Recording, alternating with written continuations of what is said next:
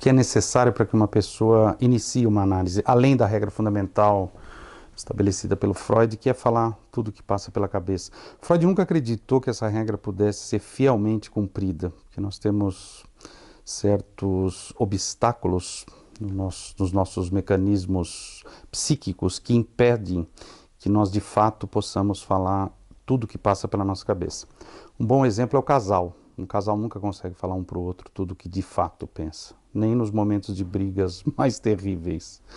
Portanto, a ideia que circunda um tratamento psicanalítico é que a pessoa possa colocar em palavras o que está dentro do coração e dentro da cabeça dela, que ela possa nomear, que ela possa estabelecer significações particulares, para além das significações que ela consegue no cotidiano, ou a partir de outras pessoas, ou a partir de outros discursos, como por exemplo a mídia. Então, quando o sujeito me procura, via de regra, ele acredita que ele é uma coisa quase sempre dita pelo outro.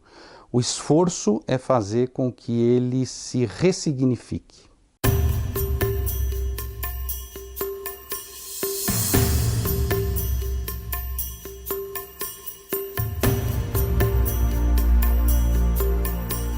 E com isso, o sujeito consegue alcançar um efeito interessante, que podemos chamar de transformação, que é alcançar um nível maior de autenticidade em relação à sua própria existência. Ou seja, de alguma maneira, ele lentamente vai construindo o que chamamos em psicanálise de um saber sobre si mesmo, de um saber como ele mesmo funciona, de um saber principalmente como ele repete certas coisas durante a vida, durante sua existência.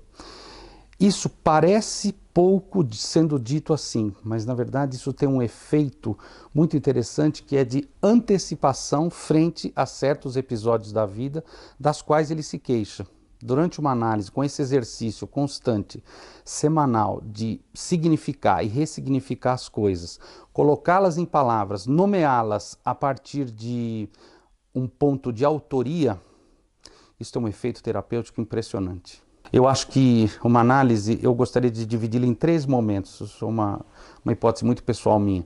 Tem um momento que a gente chama de entrevistas preliminares, ou tratamento de ensaio, como Freud diria, na qual o sujeito, de alguma maneira, começa a experimentar uma relação com o outro, que faz coisas diferentes, se não surpreendentes, um outro que o interroga de um outro lugar, que o instiga, que o divide, ou seja, não aceita as pseudo-certezas trazidas por ele de maneira polida ou de maneira sociável, ao contrário, é um sujeito que causa estranhamento, é como se ele fosse ao encontro de alguém encontrasse uma pessoa muito diferente. Só isso, se o sujeito suporta isso nesse momento de entrevistas preliminares, ele começa a entender que aquilo que o representa, de fato não é a verdade. É uma outra coisa que ele imaginou durante toda a vida e acredita que aquilo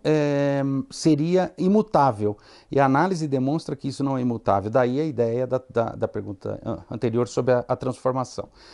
Com isso, o sujeito, de alguma maneira, já começa a melhorar, ponha aspas nessa palavra melhorar, porque não se trata disso, estou utilizando um termo do senso comum.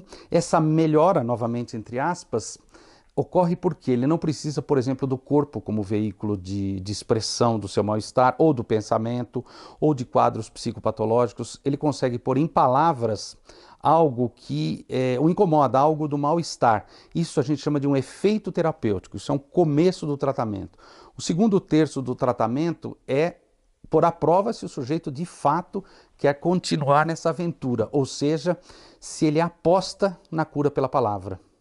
Se ele começa a entender que ao falar, ao dizer, ao nomear, algo muda sem ele se dar conta. O Lacan tinha uma hipótese muito interessante sobre a cura na psicanálise.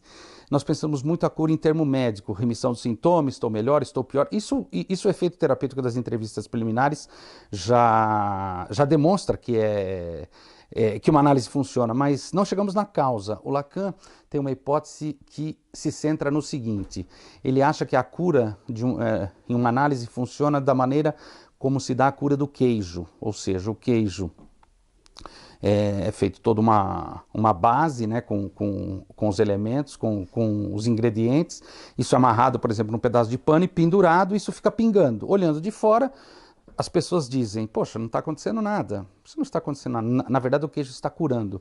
Quando tira esse pano e abre, todas as moléculas se transformaram, ou seja, algo se transformou, algo está diferente, temos um queijo. O Lacan insiste na cura do queijo porque a cura do queijo também demanda tempo, independe de quem está no comando do processo.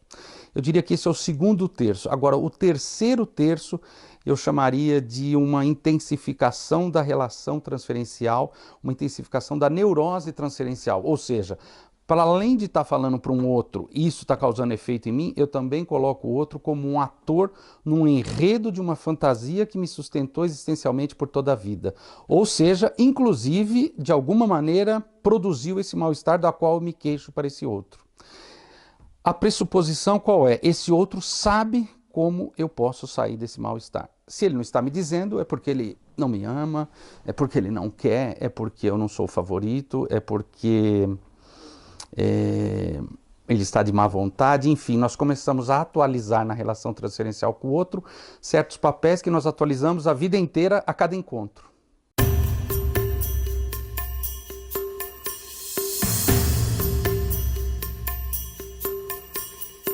Eu tenho observado que as pessoas que me procuram, via de regra, me procuram tocadas pelos efeitos dos tratamentos de pessoas próximas, ou seja, por exemplo, pessoas próximas a analisandos que conseguem compreender o bem-estar que a pessoa começa a evidenciar em comparação ao mal-estar anterior, obviamente, e principalmente começa a tentar entender como que se dá esse processo. Eu sinto muita curiosidade. Então, a primeira coisa nessa leva de pacientes, de futuros analisandos que eu tenho recebido, é uma certa curiosidade.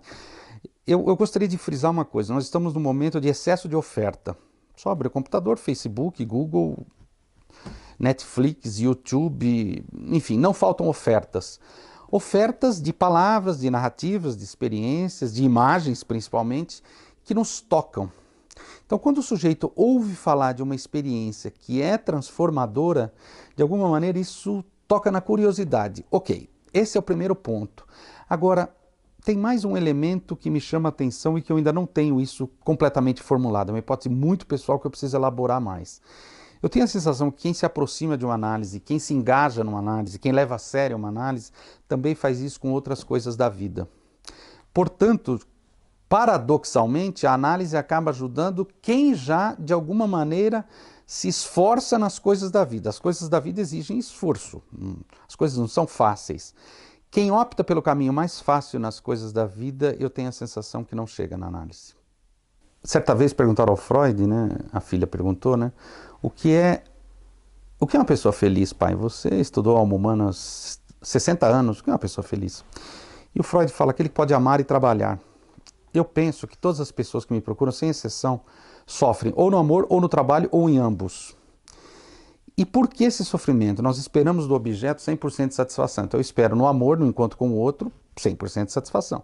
Espero no trabalho, na realização, na produção, também 100% de satisfação. Quando o sujeito vem me procurar, ele tem uma narrativa sobre essa aventura, vamos chamar de épica, da vida dele. De encontro com o outro e de tentativa de produção, de ocupação da libido dele. Como esse projeto, via de regra, ele é assim, claudicante, ele não é linear, ele não é progressivo, o sujeito acha que tem algo errado com ele. Então, a minha primeira tentativa é fazer com que o sujeito se aproxime cada vez mais, vamos dizer assim, de uma arquitetura da própria queixa, de uma anatomia da própria queixa que está trazendo o sujeito até mim. E a segunda pergunta é, bom, e por que você acha que isso aqui pode te ajudar? Porque aí é como se fosse uma cartada. Se o sujeito topar, falar, pensar disso e analisar, a tendência é que algo se transforme. E o que é análise, se a gente for na origem etimológica no dicionário? É decompor em pequenas partes e fazer novas associações. Ou seja, o sujeito chega com uma narrativa pronta, via de regra, empobrecida, fixada, que não o garante mais, porque se garantisse ele não estaria ali, é uma coisa que ele já não acredita mais, e ele vem em busca da construção de uma nova narrativa, e ele vai obter isso na análise. O problema é que não é uma narrativa do jeito que ele imagina que fosse. Ele acha que é uma outra coisa, que ele vai encontrar um outro que vai concordar, puxa vida, você tem razão, sua mãe, ela não foi muito legal com você, o seu pai, não. É um outro que dá outros elementos para ele mudar o texto. Recomeça esse parágrafo. Por que esse final? Por que reticência? Por que exclamação? Por que interrogação? E ao abrir as possibilidades de escrita, o Lacan usa até esse termo, inclusive, da escrita do inconsciente, o sujeito pode reescrever esse texto, e ao poder reescrever esse texto, ele pode estabelecer uma outra relação com esse texto. Ou seja, é como se fosse um autor que pudesse passar pela posição de diretor, pela posição de ator principal, ator coadjuvante, cenografista, iluminador, sonorizador. Tudo isso a gente mexe numa análise. Quando o sujeito chega, ele acha que ele só é o autor, e ele acha que o enredo que ele criou é uma porcaria. Ele chega se queixando disso. A análise tenta operar no seguinte, você é o autor disso. Não se trata de bom ou ruim, fraco ou forte, mas por que será que isso foi escrito desse jeito e por que durou tanto tempo? Ainda bem que você veio para mudar isso, né?